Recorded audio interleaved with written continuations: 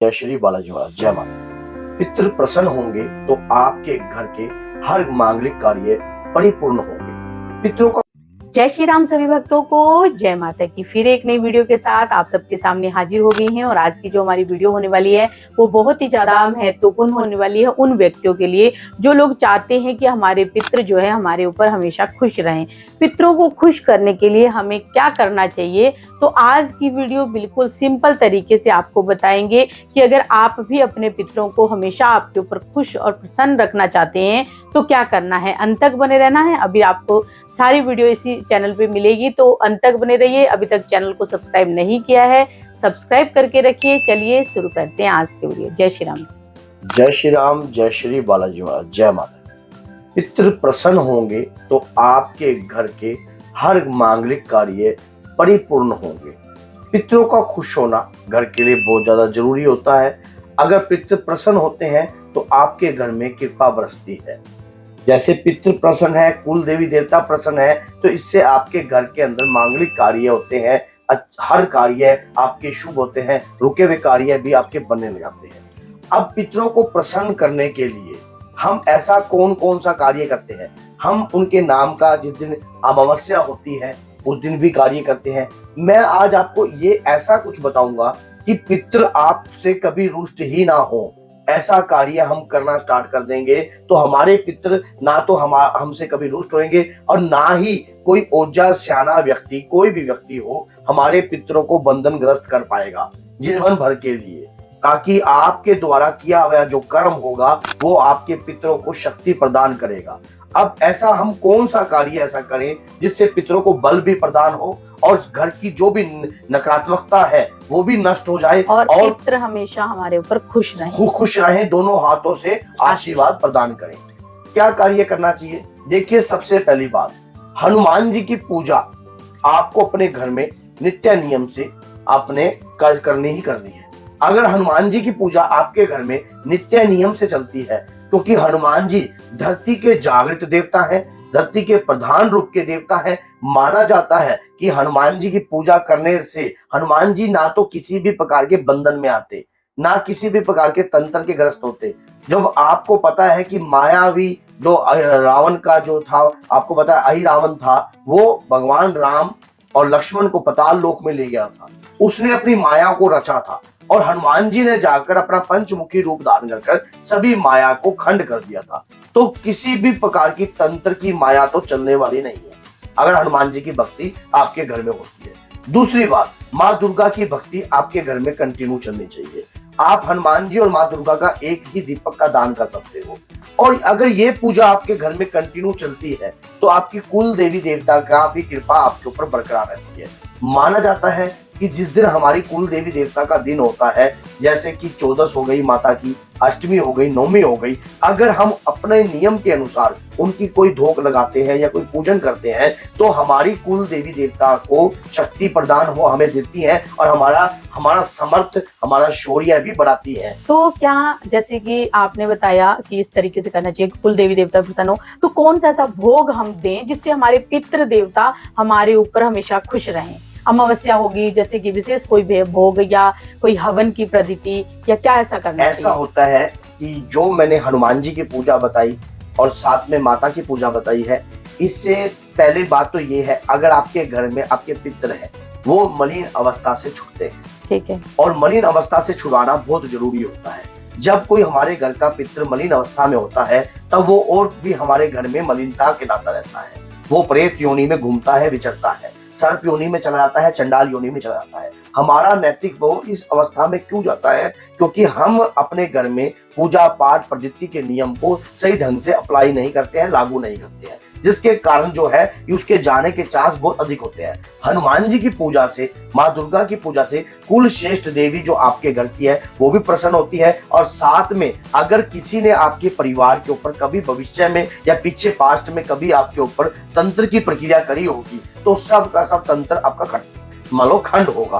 अब आ जाती है अमावस्या की बात। किसी भी एक विशेष अमावस्या से, चाहे कोई सोमवती अमावस्या आती है या कोई आपकी शनिचरी अमावस्या आती है या मंगलवार की अमावस्या आती है, आप कोई भी ऐसी अमावस्या से 41 दिन का एक संकल्प लेकर चलते हो, जैसे कि 41 दिन तक मैं पीपल पर चौमुखा दीप का दान दूंगा या दूंगी, तो उस दौरान क्या होता है कि अगर आपके घर में मानो दीवारों पे तड़ेड़े आ जाती हैं, घर में सिलन है, घर में बदबू जैसा माहौल बना हुआ है, तो पितर आपके रोगग्रस्त है, घर में कोई ना कोई फोड़ा फुंसी इस प्रकार की अगर आपके उठती है, तो आपके घर के अंदर जो है देवी देवता भी, आपके कुल देवी देवता भी रुष्ट है। अब उस दौरान आपको क्या करना चाहिए, पीपल पर आपको दीप का दान देना चाहिए और अपने घर में एक माला, एक मंत्र की माला कंटिन्यू रखनी है आपने। मंत्र क्या है, मंत्र है ओम नमो भगवते वासुदेवाय नमः।